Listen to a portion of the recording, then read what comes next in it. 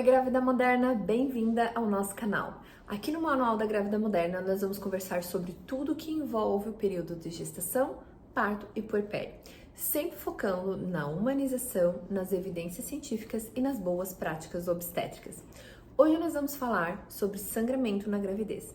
Eu sou Fernanda Vaz, sou médica ginecologista e obstetra e uma das idealizadoras do Manual da Grávida Moderna. Primeiro de tudo, respire e se acalme. Os sangramentos podem acontecer por vários motivos e em vários momentos da gestação, mas hoje nós vamos falar dos sangramentos do começo da gravidez, ou seja, do primeiro trimestre. Esse tipo de sangramento chega a acometer em média 30% das gestantes e é normal se assustar, pois o primeiro pensamento que vem na nossa mente é a perda gestacional. Mas lembra, calma, respira, nem tudo é o que parece. Então, um dos primeiros sangramentos que podem acontecer numa gestação é o sangramento de nidação, que nada mais é que o processo da implantação do óvulo fecundado na parede do endométrio. É um dos estágios do início da gravidez e pode resultar em um sangramento fora do período menstrual. Esse sangramento dura no máximo 3 dias e não apresenta outros sintomas associados, como cólica, né? Ou um sangramento aumentado ou alguma dor, tá? Então, esse sangramento nada mais é, juntou o óvulo, o espermatozoide formou o embrião.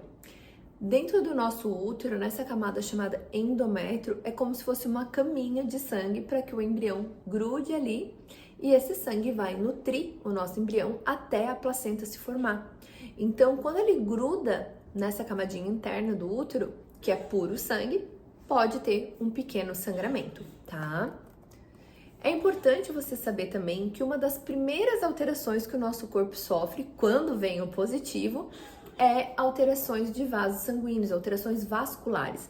Todos os vasos sanguíneos da mulher grávida ficam mais dilatados. Isso é para favorecer que o sangue da mãe flua pelos vasos em direção ao útero para chegar ao bebê e nutrir o bebê, tá?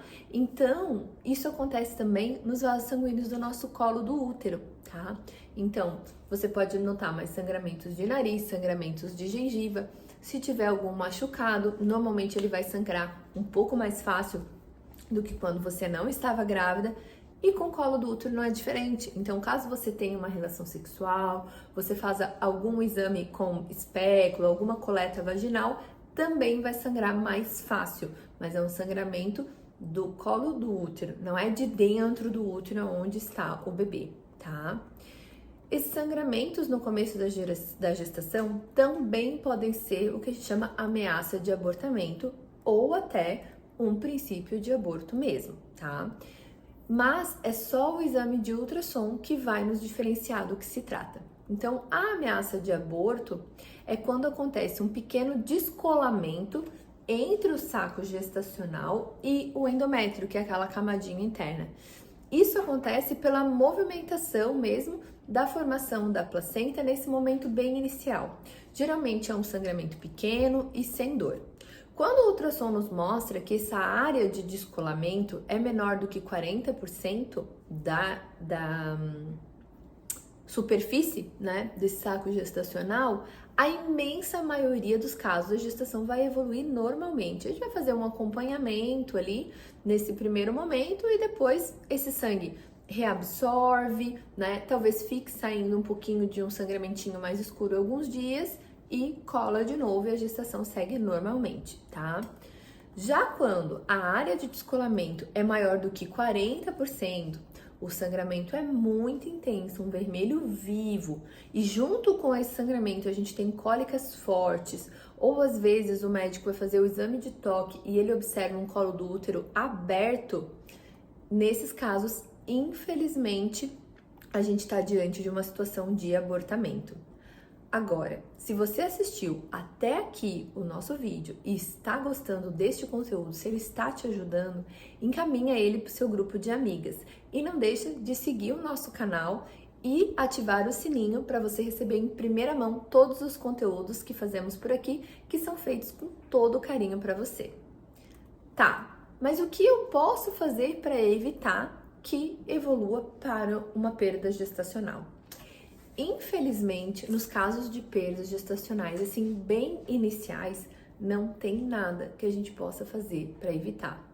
Nem repouso, nem medicações têm evidências científicas de que podem ajudar nesse processo. Inclusive, ao contrário, podem piorar a situação, pois a principal causa dessas perdas gestacionais iniciais são anomalias genéticas totalmente aleatórias, que fazem com que a gestação não consiga evoluir. O que é possível fazer para minimizar o risco de uma perda gestacional é realizar uma consulta pré-concepcional, para que você consiga ajustar alguns fatores de risco para perdas gestacionais iniciais, como por exemplo, diabetes, doenças da tireoide quando elas não estão compensadas, tabagismo, né? Então, isso é possível, são fatores de risco modificáveis, mas é possível fazer antes da gestação. Além disso, principalmente quando o casal já tem mais do que uma perda gestacional inicial, deve-se investigar mais a fundo uma questão chamada insuficiência de corpo lúteo. Mas essa é uma condição rara, mas que leva a abortos e possui tratamento. Então, converse com seu médico. Caso você tenha vivido uma perda gestacional, eu sinto muito, mas eu também quero aqui te lembrar de não se culpar. No momento que junta um óvulo e um espermatozoide, a gente sabe que já começa a culpa materna, mas não é nada que você fez. E como já falamos aqui nesse vídeo, a maioria dos casos se trata de alterações genéticas aleatórias. Então agora, tente acolher a sua dor, viver esse luto, para daí então poder seguir adiante. Porque mesmo numa gestação muito inicial, esse positivo sempre vai ser o seu primeiro bebê. E a culpa não é sua. Hoje nós falamos sobre sangramentos no início da gestação. Deixa aqui nos comentários as suas dúvidas e também outros assuntos que você gostaria de ver por aqui. Vem ser uma grávida moderna e a gente se vê no próximo vídeo.